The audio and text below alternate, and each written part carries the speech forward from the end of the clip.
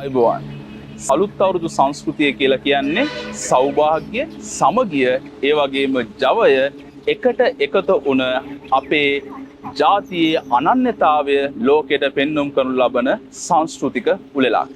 ඒ වගේම මෙම සංස්කෘතික උළෙල මේ ජන ඥානයත් එක්ක බැඳුණු මේ අලුත් අවුරුද්ද මෙච්චර වැදගත් වෙන්නේ ඇයි? මේ අලුත් අවුරුද්ද අපගේ හෙළ සිරිත් විරිත්, ඒ වගේම ගුණධර්ම, ආචාර ධර්ම, ආහාර, ඒ වගේම ජන සාහිත්‍ය, ජන ක්‍රීඩා ආදී සියලුම දේවල් වලින් සංග්‍රහිත වෙච්ච ඊටාම වැදගත් උත්සවයක් විදිහට හඳුන්වන්න පුළුවන්.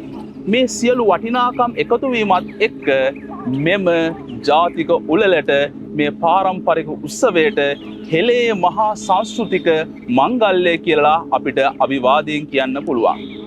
ඉතින් මේකත් එක්ක අපි බැලුවොත් එහෙම අලුත් අවුරුද්දේ අනෙකුත් චාරිත්‍ර වාරිත්‍ර සියල්ල සිදු කරාට පස්සේ එළඹෙන ඊටාම වැදගත් අවස්ථාවක් තමයි මේ ජන ක්‍රීඩාවල නිරත වීම. ඉතින් ගොවිතැන්පත් කරලා අටකොටු පිරීලා මිනිස්සු ඊටාම සතුටින් ඉන්නකොට ඊළඟට අපේ සාම්ප්‍රදායික ජනතාව කරපු වැදගත් දෙයක් තමයි මේ ජන ක්‍රීඩාවල නිරත වෙච්ච එක.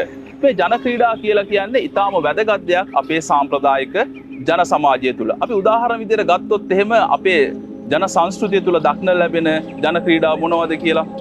ඔලින්ද කෙලිය, පංච කෙලිය, හජු කෙලිය, දොළොස් කෙලිය, ඒ වගේම හවරි හැංගීම, ඒ වගේම පොරපොල් ගැසීම, චග්ගුඩු පැනීම, ඒ වගේම කොට්ටා පොර, කඹ ඇදීම, අංකෙලිය වගේ විශාල වපසරියක විහිදිච්ච ඊටාම වැදගත් ජන ක්‍රීඩා රැසක් අපේ ජන සංස්කෘතිය තුළ දැක ගන්න ලැබෙනවා. ඒ වුණාට අද වෙනකොට අපිට දැක ගන්න ලැබුණ නැති වුණත්, භාවිතයේ නැති වුණත්, අතීතයේ ඉඳලා අපිට හඳුනා ගන්න පුළුවන් තවත් ජන ක්‍රීඩා රැසක් අපිට නම් කරන්න පුළුවන්. ඒ තමයි ඇඹරුම් කෙලිය, ගල් කෙලිය, ඒ වගේම කොටි කෙලිය, ඒ වගේම ආණ්ඩි කෙලිය, හේවාකම් කෙලිය වගේ ඊටාම විශාල පරාසයක විහිදිච්ච ජන ක්‍රීඩා විශාල ප්‍රමාණයක් අපේ ලංකාවේ එහෙම නැත්නම් මේ ශ්‍රී ලාංකීය සංස්කෘතිය තුළ අපිට දැක ගන්න පුළුවන්. ඉතින් අපි ඒ කාලේ අපි ගත්තොත් එහෙම මේ පිළිබඳ අතීතය විමර්ශනය කරොත් එහෙම බ්‍රිතාන්‍ය රාජ්‍ය නිලධාරියෙක් වන හෙන්රි පාකර් නැමැත්තා අධ්‍යයනයක් කළා තියෙනවා අපේ මේ ජන සංස්කෘතිය ඇතුලේ